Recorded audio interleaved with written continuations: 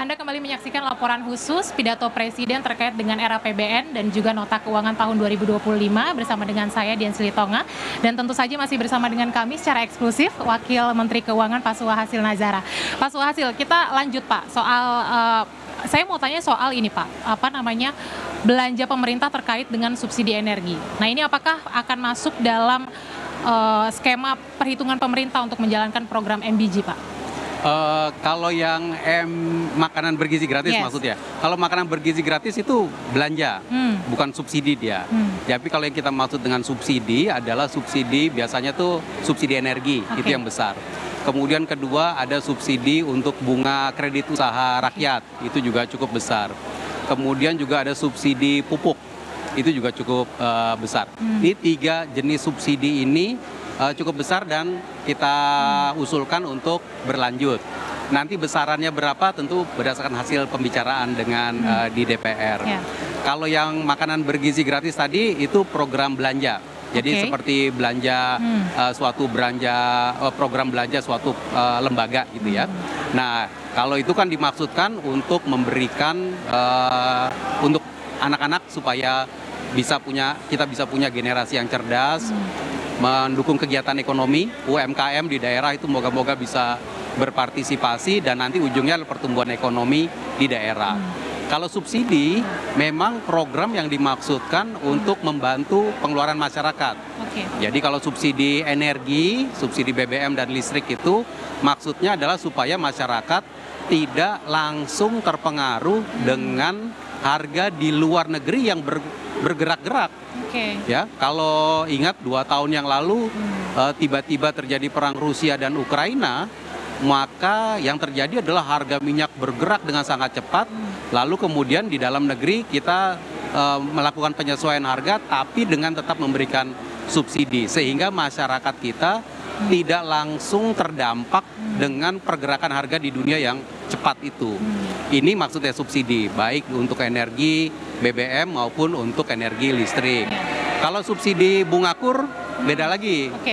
Kredit usaha rakyat dimaksudkan supaya diakses oleh masyarakat dunia usaha yang memiliki usaha dengan suku bunga yang diberikan subsidi oleh pemerintah.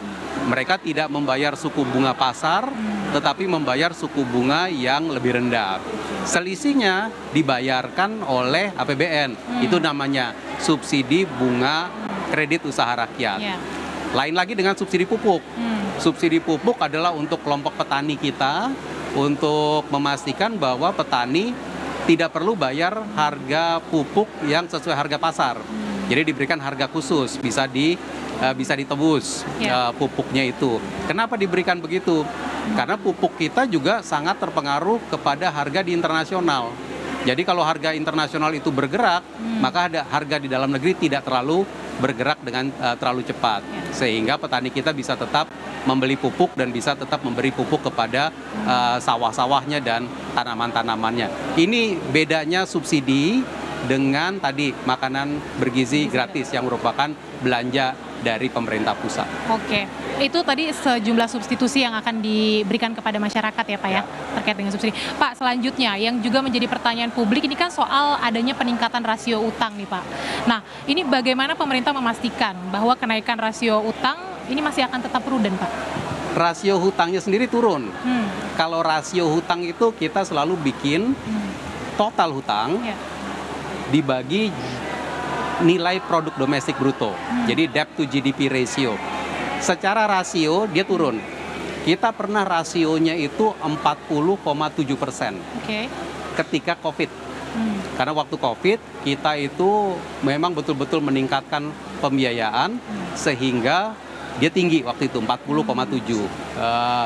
Lalu kemudian setelah selesai COVID-nya, karena Indonesia adalah negara yang secara fiskalnya sangat disiplin, maka rasio itu turun. PDB-nya tetap naik, jumlah total debt-nya juga tetap naik, tapi secara rasio turun dia.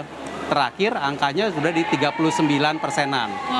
39%, dari pernah 40 plus, sekarang tinggal 39-an. Kita sih berharap ini nanti bisa kita turunkan lagi selama kita disiplin. Disiplin berarti kita benar-benar melakukan pembiayaan utang secara prudent, secara berhati-hati, dan kemudian utang yang kita ambil itu digunakan untuk sesuatu yang produktif, untuk kegiatan ekonomi produktif yang nanti bisa meningkatkan PDB-nya. Jadi jumlah hutangnya ya bisa aja meningkat, tetapi dengan PDB yang meningkat lebih cepat, maka rasionya bisa kita turunkan. Oke, seperti itu. Kalau misalnya kita bicara soal defisit anggaran, Pak, ini kan tadi diproyeksikan angkanya 2,29 sampai 2,82% kalau tidak salah. Betul, Pak? Tadi sudah diumumkan oleh Bapak Presiden, untuk RAPBN 2025 kita mengusulkan angka 2,53% dari PDB. Oke, angka segitu apakah nanti akan tetap terjaga, Pak? Seandainya rasio utang kita nanti akan naik? Nggak ada, itu nggak, dia gini, dengan defisit 2,5, rasio utangnya itu kita jaga, karena kan nanti PDB-nya meningkat. Jadi belanja dari APBN yang 3.600 triliun tadi, kita buat supaya belanjanya itu betul-betul produktif, lalu kemudian dia menciptakan produk domestik bruto. Sehingga ketika utangnya naik, utang itu dibagi dengan PDB yang jauh lebih besar, maka secara rasio jadi lebih kecil.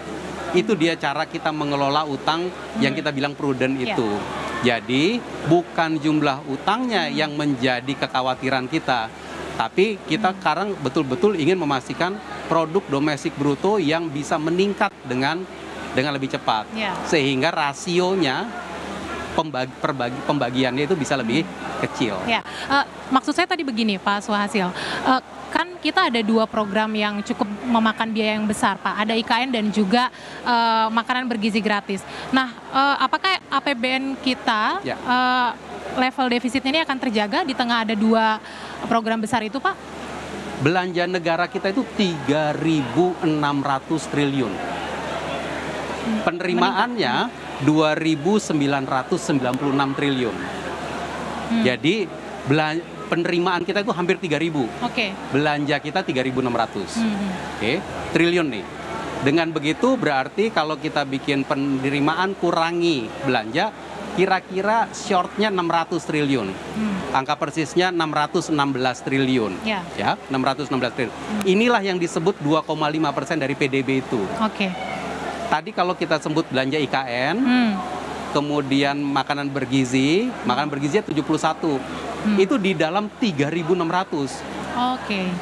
Besar sekali kan, 3.600 kan besar sekali itu. Jadi sekarang kita berusaha membuat 3.600-nya itu betul-betul dipakai di tempat-tempat yang bisa menciptakan produk domestik bruto lebih besar lagi. Jadi tadi termasuk untuk belanja-belanja kementerian, untuk membuat supaya subsidi tetap diberikan. Kalau subsidi diberikan, maka masyarakat bisa membeli energi, BBM maupun listrik dengan harga yang lebih murah, kan aktivitas ekonominya lebih besar.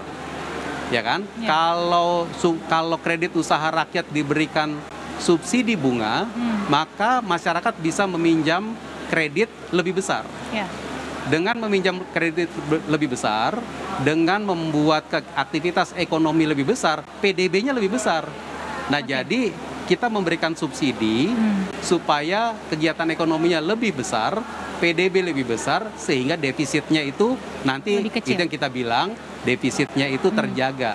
Defisit dipakai untuk kegiatan yang produktif. Kita akan beralih soal penerimaan negara nih, Pak. Ini kan kita juga tahu bahwa sumber pembiayaan itu juga salah satunya berasal dari penerimaan negara. Nah, bagaimana sih, Pak, target penerimaan pajak kita di tahun 2025? Tahun depan pendapatan negara seperti tadi sudah diumumkan oleh Bapak Presiden Joko Widodo, 2025 kita perkirakan 2.996 triliun.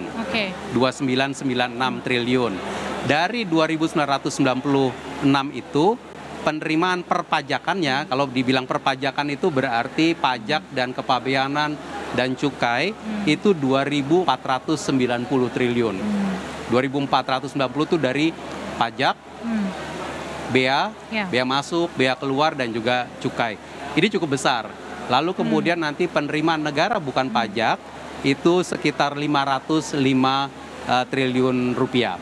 Ini juga yang harus dikumpulkan oleh teman-teman di Direktorat Jenderal Pajak dan Direktorat Jenderal Bea Cukai, dan juga dari seluruh kementerian yang mengadministrasikan, mengumpulkan penerimaan negara bukan pajak. 2.996 triliun ini bukan angka kecil, ini angka besar yang menjadi tanggung jawab dari teman-teman yang memang mengumpulkan penerimaan negara ini. Oke, Pak, kalau soal kenaikan PPN, itu apakah 12% itu masih di jalurnya atau sesuai rencana nggak sih Pak? Masih di jalur? PPN yang sekarang kan tarif PPN itu 11% ya. Lalu ketika kita mengeluarkan undang-undang harmonisasi peraturan perpajakan, di undang-undang HPP itu kita sebutnya undang-undang HPP itu dinyatakan 12% di Januari 2025. Oke. Nah, jadi kita masih berpedoman pada itu. Nah, tapi saya mengerti ini banyak sekali pendapat mengenai tarif yang meningkat ini. Terkait dengan pajak pertambahan nilai, satu hal mesti kita ingat. Yang namanya pajak pertambahan nilai itu banyak sekali diberikan pengecualian. Jadi kalau bahan pokok, kalau kita belanja bahan pokok dimanapun, di pasar atau di tempat kita membeli bahan pokok, minyak goreng, lalu kemudian yang beras, itu sebagian besar tidak bayar PPN, dikecualikan dari PPN. Jadi itu istilahnya tuh exemptions. Selain itu, PPN itu juga banyak digunakan untuk memberikan stimulus kepada perekonomian pada saat-saat diperlukan. Mungkin pernah lihat kali di iklan atau di jalan yang sekarang mengatakan itu ada bebas PPN untuk rumah. Ini sedang kita berikan sekarang. Kenapa? Karena kita menginginkan masyarakat itu bisa melakukan pembelian rumah, karena rumah itu biasanya investasi jangka panjang. Jadi bagus kalau dia meningkat transaksinya. Sekarang ini karena kita lihat dari tahun lalu kegiatan ekonomi perlu kita dorong, kita berikan bebas PPN. Mungkin juga pernah lihat iklannya. Mobil, terutama mobil listrik, bebas PPN. Jadi PPN ini meskipun tarifnya sekarang 11% dan di Undang-Undang HPP itu dinyatakan naik ke 12% mulai tahun depan, tapi banyak sekali exemptions-nya, banyak sekali pengecualiannya. Jadi meskipun naik 1% tadi banyak pengecualiannya banyak ya Pak? Banyak pengecualian. Tapi nanti tentu kita tunggu tahun depan seperti apa, tapi sekarang undang-undangnya mengatakan demikian. Baik, Pak Suhasil, terima kasih sudah berbagi pandangan di laporan khusus Kompas TV di Studio Mini DPR. Semoga ini nanti bisa menjadi insight yang baik untuk masyarakat juga. Terima kasih, selamat melanjutkan aktivitas kembali Pak Suhasil. Ya, demikian laporan khusus pidato Presiden era APBN dan juga nota keuangan tahun 2025 dari Studio Mini DPR. Saya kembalikan ke Anda di studio.